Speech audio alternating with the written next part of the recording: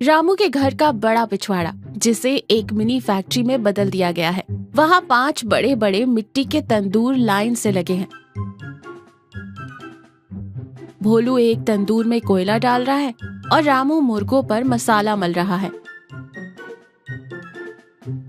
सीता पास ही एक बड़े बर्तन में दही और मसाले फेंट रही है।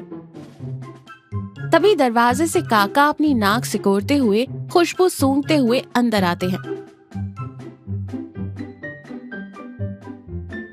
खुशबू तो ऐसी आ रही है रामू बेटा, जैसे जन्नत से सीधा कोई दावत का न्योता आ रहा हो। क्या बात है, आज तो तुमने पूरा आंगन ही तंदूरों से भर दिया। रामू मुस्कुराते हुए कहता है, आइए काका, आज से हमने बड़े पैमाने पर काम शुरू किया है। अब सिर्फ 1-2 नहीं, एक साथ 50 तंदूरी मुर्गे बनेंगे यहाँ।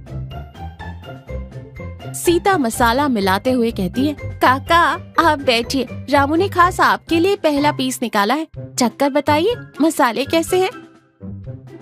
भोलू एक प्लेट में गर्मा गर्म तंदूरी पीस काका को देता है। काका एक बाइट लेते हैं और आंखें बंद कर लेते हैं। काका के चेहरे पर परम आनंद का भाव है। आहा, मजा आ गया। मुर्गा इतना मुलायम है कि दांतों की जरूरत ही नहीं, सीधा जीभ पर पिघल गया। रामू, तेरी ये तंदूरी फैक्ट्री पक्का कमाल करेगी। अब वहाँ बहुत सारे ऑर्डर के पर्चे लटके हैं। रामू और भोलू बहुत ही बिजी दिख रहे हैं। रामू जल्दबाजी में कहता है, भोलू जल्दी कर भाई, आज शाम तक सूबेदार जी की रिटायरमेंट पार्टी के लिए 100 तंदूरी मुर्गों का ऑर्डर पूरा करना है। भोलू हांफते हुए कहता है, उस्ताद तंदूर तो 5 ही हैं और समय कम है। एक बार में 10-10 डालेंगे तो भी रात हो जाएगी। रामू थोड़ा चिड़चिड़ाते हुए कहता है, एक काम कर, तंदूरों में कोयला डबल कर दे। आंच तेज होगी तो जो मुर्गा आधे घंटे में पकता है वो 15 मिनट में पक जाएगा। अपना काम भी जल्दी होगा और पैसा भी खड़ा खड़ा आएगा। तभी सीता अंदर से आती है। उसके चेहरे पर चिंता है। रामू, ये क्या कर रहे हो? तंदूरी मुर्गे का स्वाद उसकी धीमी आंच में है। तेज आंच से वो बाहर से तो जल जाएगा, लेकिन अंदर से या तो कच्चा रहेगा या एकदम कड़क हो जाएगा। रामू हाथ हिलाते हुए कहता है, अरे सीता, तुम्हें व्यापार नहीं समझ आता। जब ऑर्डर ज्यादा हो तो थोड़ी बहुत स्पीड बढ़ानी पड़ती है। सूबेदार जी को खाना 8 बजे चाहिए, मतलब चाहिए। भोलू तू आंच बढ़ा। भोलू उत्साह में कहता है, जी उस्ताद, आज तो रॉकेट की स्पीड से मुर्गे पकेंगे। सीता निराश होकर सिर हिलाती है और अंदर चली जाती है। सारे तंदूरों से धुआं उठ रहा है।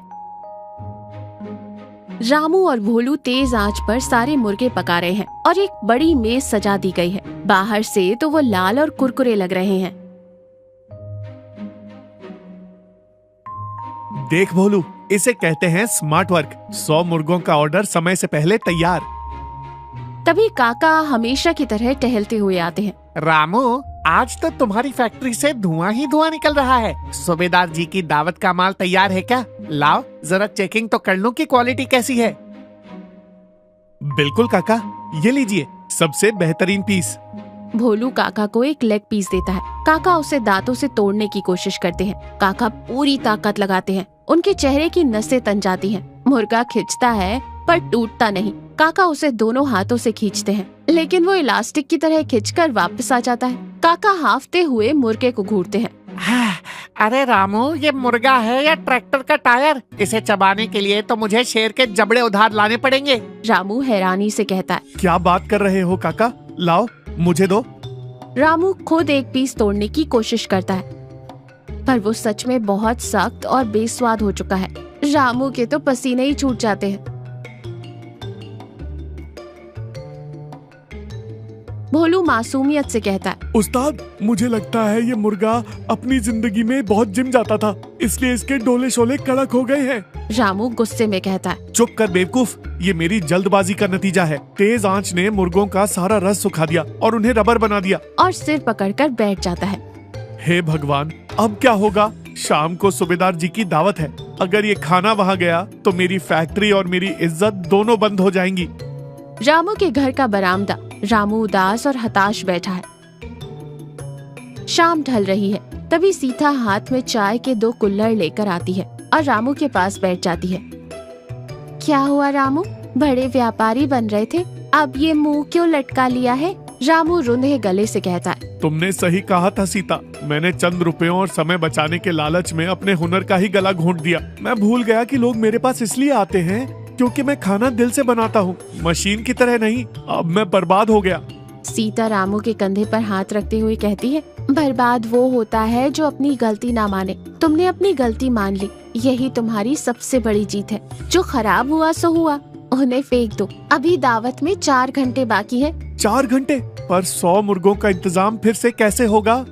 100 नहीं, हम 50 ही देंगे, लेकिन वो 50 ऐसे होंगे कि खाने वाला उंगलियां चाटता रह जाए। मैं सूबेदार जी से जाकर माफी मांग लूंगी कि बाकी के 50 में देरी होगी, लेकिन क्वालिटी में समझौता नहीं होगा। तुम उठो और अपनी पुरानी धीमी आंच पर काम शुरू करो। रामू की आंखों में एक नई चमक आती है। वो उठता है और मुस्कुराता है। भोलू, उठ जा मेरे शेर, कोयले की आंच धीमी कर और नए मसाले निकाल। आज फैक्ट्री नहीं, रामू का पुराना तंदूर चलेगा। भोलू भी उत्साह से खड़ा हो जाता है।